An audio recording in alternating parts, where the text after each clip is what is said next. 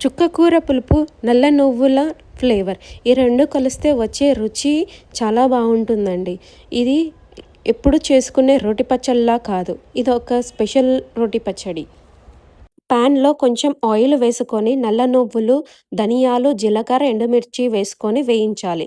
ఇప్పుడు ఇంకా కొంచెం ఆయిల్ వేసుకొని చుక్కకూరను ఉడకబెట్టుకోవాలి.